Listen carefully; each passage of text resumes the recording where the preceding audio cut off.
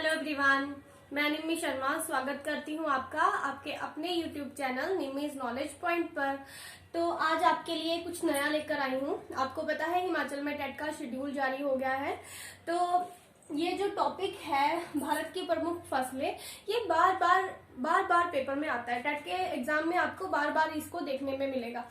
जैसे बुआई पूछ लेते हैं कि रबी की फसलें कब बीजी जाती हैं या खरीफ की फसलें कब काटी जाती हैं, या फिर ऐसे 3 फसलें दे दी जाती हैं और उनमें से पूछा जाता है कि कौन सी फसल जो है रबी की है, कौन सी खरीफ की फसल है।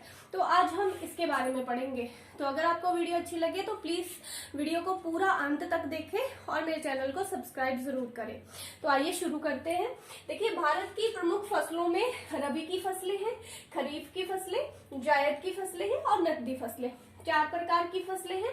सबसे पहले हम बात करेंगे रबी की फसलों के बारे में। देखिए, रबी की फसलें जो हैं इनकी बुआई होती है अक्टूबर नवंबर में। मतलब जब सर्दियां शुरू होने वाली होती है ना, उस टाइम इनकी बुआई होती है। अक्टूबर नवंबर में इनकी बुआई होती है और इनकी कटाई जो है वो मार्च अप्रैल तक हो जाती है। इनमें कौन कौन सी फसलें आती हैं? तो इनमें है चना, जौ, सरसों, गेहूं, राई, आलू, मटर, गाजर, मूली और प्याज। ये कुछ प्रमुख फसलें हैं, और भी होंगी, इसमें आप और ऐड कर सकते हो।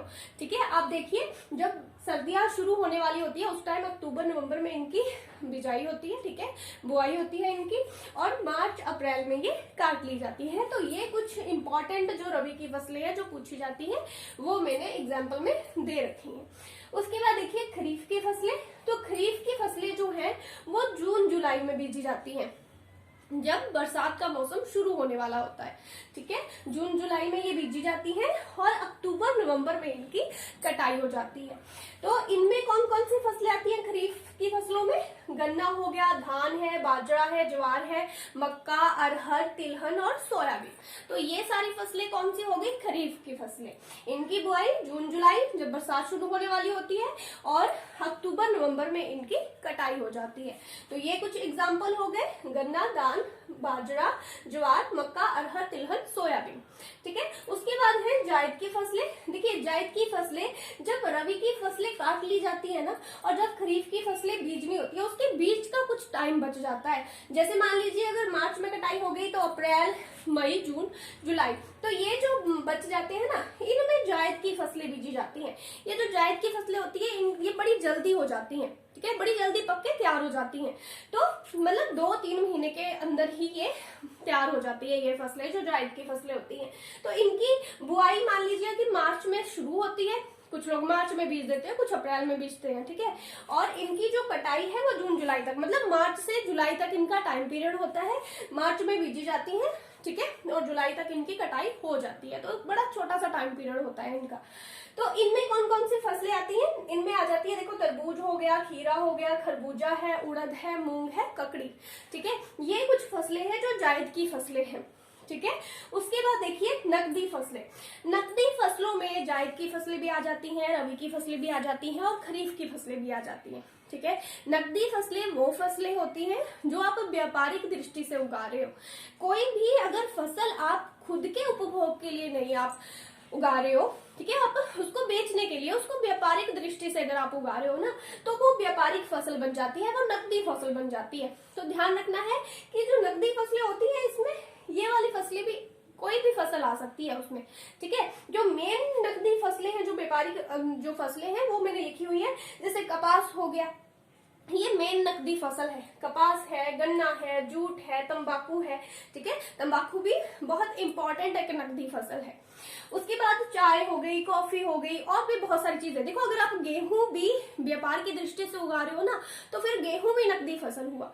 ठीक है, मतलब कोई भी फसल अगर आप व्यापार की दृष्टि से उगा रहे हो, आप उपभोग करने के लिए नहीं उगा रहे हो ना, तो वो नकदी फसल हो जाती है, वो व्यापारिक फसल हो जाती है।